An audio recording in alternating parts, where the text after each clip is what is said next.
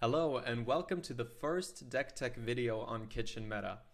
Today we're having a look at a pretty straightforward but pretty powerful deck. It belongs to a category of deck that I like to call normal decks. I categorize Harry Potter decks in the category of normal decks or character-based decks. Now I think the character decks are the most powerful, but the normal decks are still interesting, and it's nice to show what one might look like before we jump into the so-called character decks.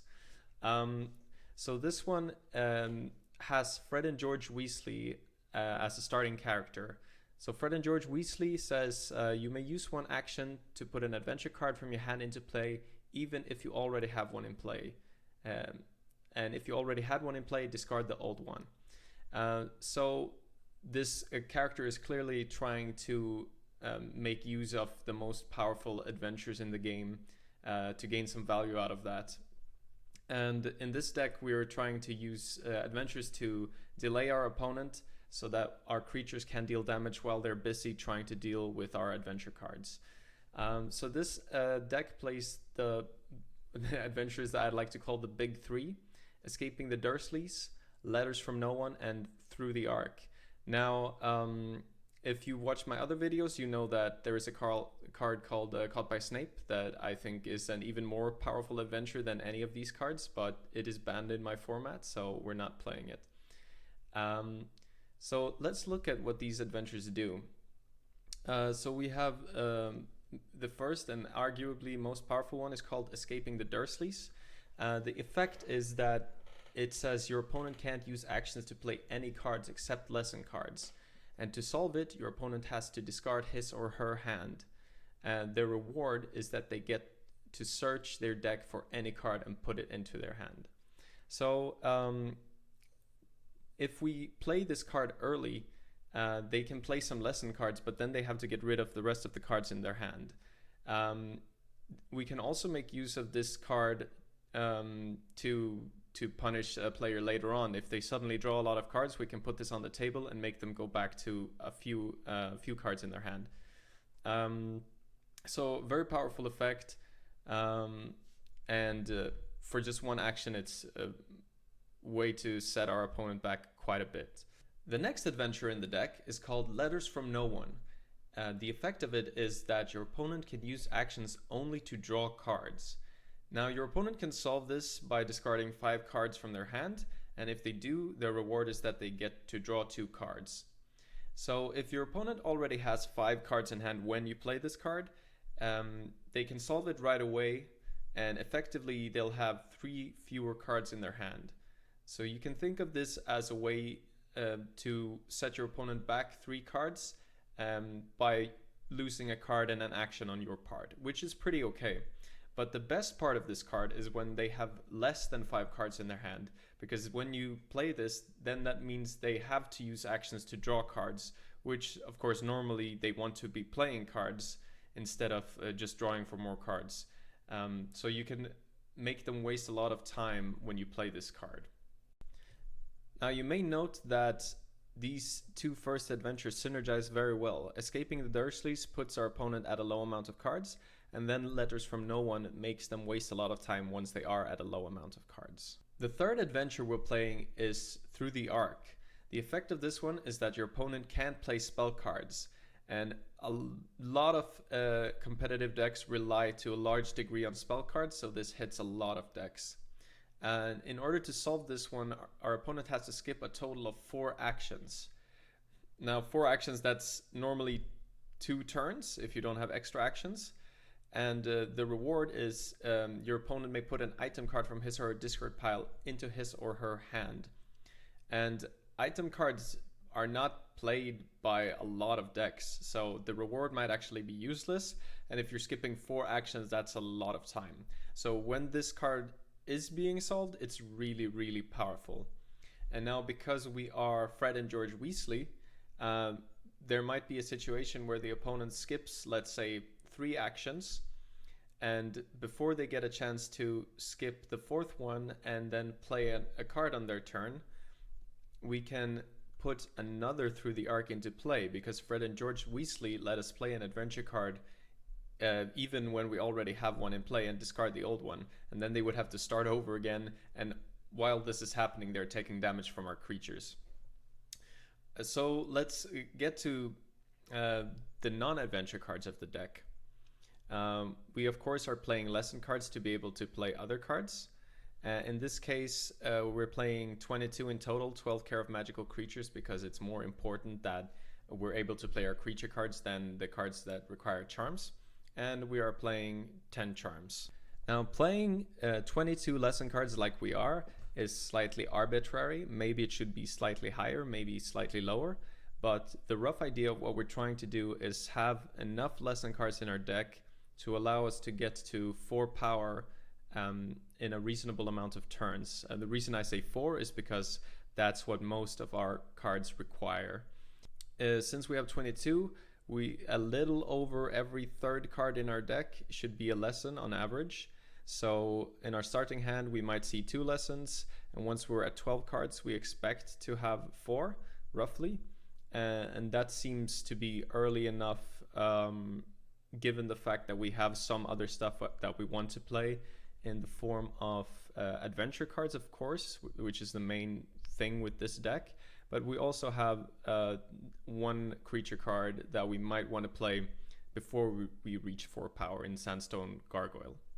So in essence, we're trying to not waste too many actions drawing cards early on to get to the right amount of lesson cards.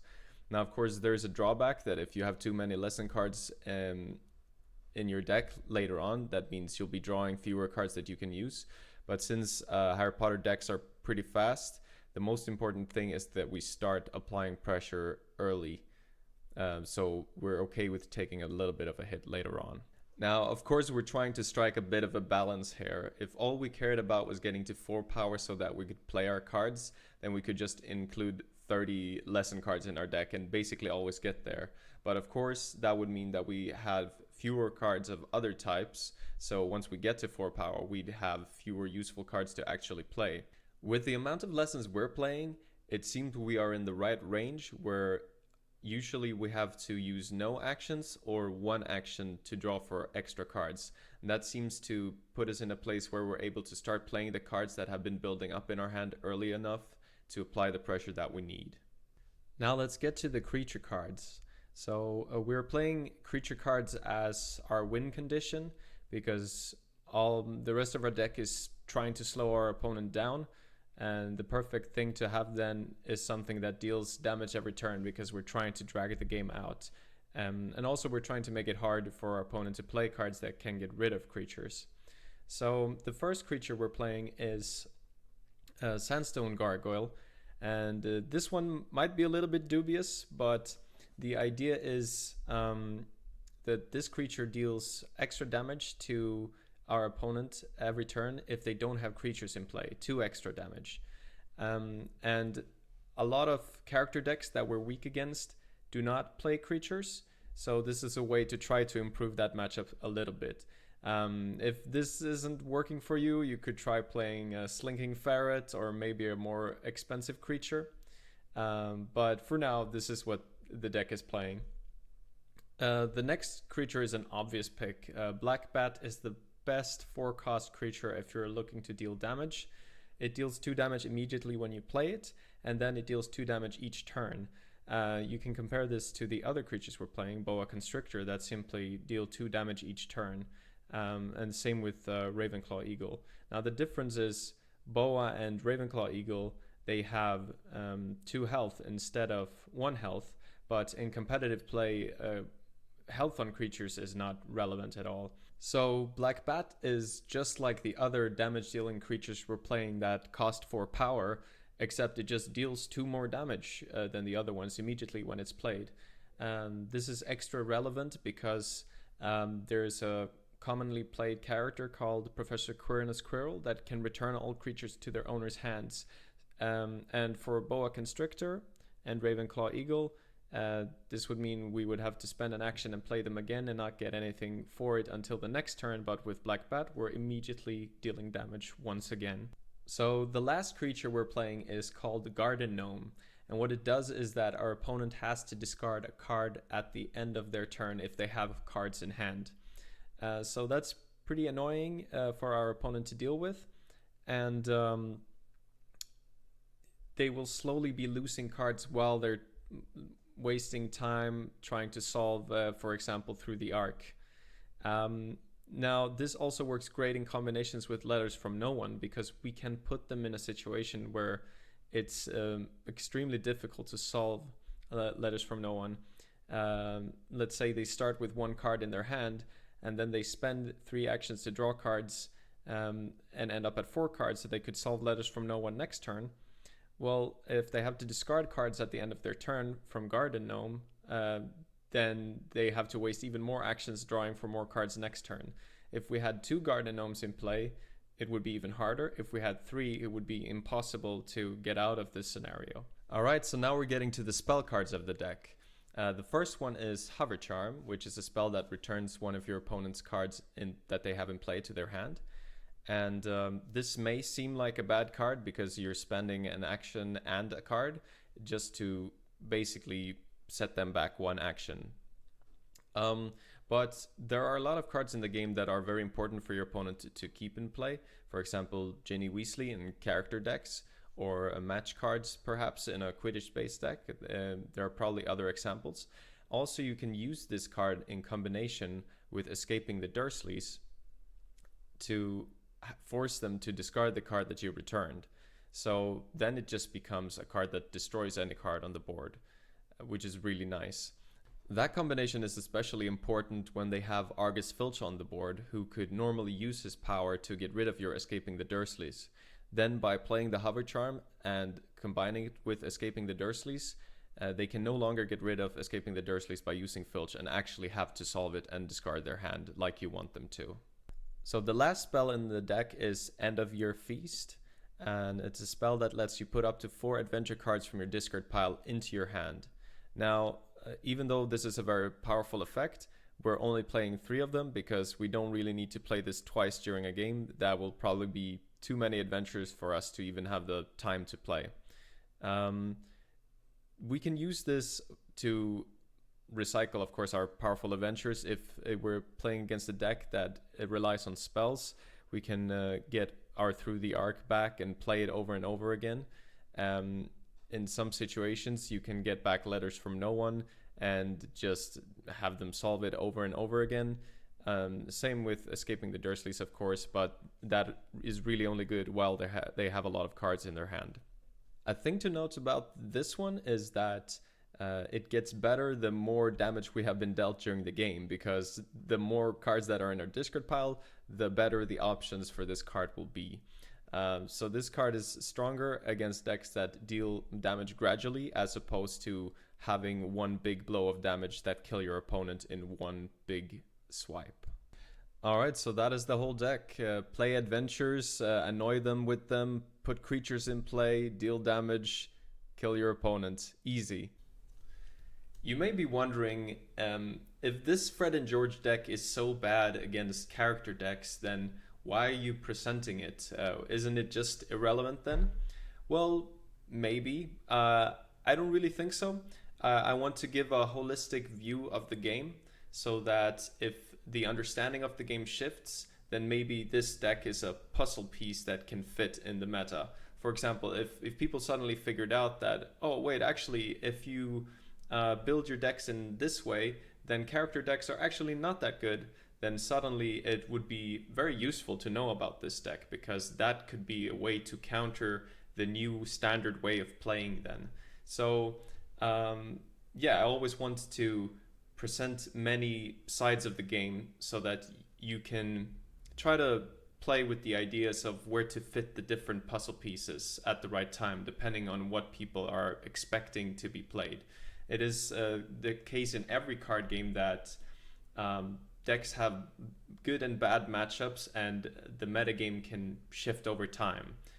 And also, with that being said, I also like the idea of taking a concept, even a concept that turns out to be bad, and pushing it to its very limit and seeing what is the best version I can make of a deck, even if the final idea is actually bad. And also, sometimes it's fun to just deck build. Before I end the video, I really have to talk about Fred and George Weasley, because seemingly there is a mistake on this card. So if you read this carefully, it says you may use one action to put an adventure card from your hand into play, even if you already have one in play. If you already had one in play, discard the old one. You have to pay attention to one part of this card, which says you put the adventure card into play. You're not playing the adventure, you're putting it into play. You might say, why is that a problem? Well, it doesn't have to be, but there are a lot of adventures in the game that say on them that you can only play them if they have a certain amount of lessons in play. Now, if you have a card like this that puts an adventure into play, that would completely bypass those requirements. So you would be able to put a card like Meeting Fluffy into play for one action without having the 9 required lessons in play. So that seems kind of broken, and you could solve it in several ways. You could change Fred and George to say that it really counts as playing a card, not putting a card into play.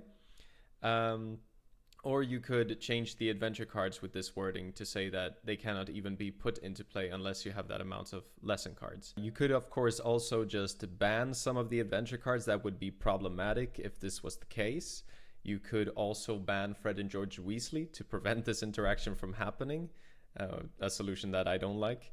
And of course, you could also just do nothing. Say, fine, if you want to put Meeting Fluffy into play for one action, then you can do that, even if it's turn 1 of the game.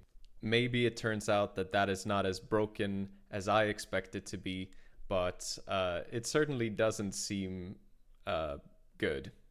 Another solution that I'm going to use in my house format and on the streams is to say that Fred and George Weasley cannot put an adventure into play if its play requirement has not been met.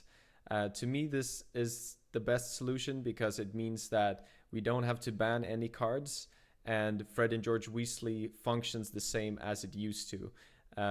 What I mean by this is if someone plays a card like Deboning that prevents you from playing cards, then Fred and George Weasley could still bypass the effect of Deboning by putting an adventure card into play. You're not actually playing a card, you're putting it into play.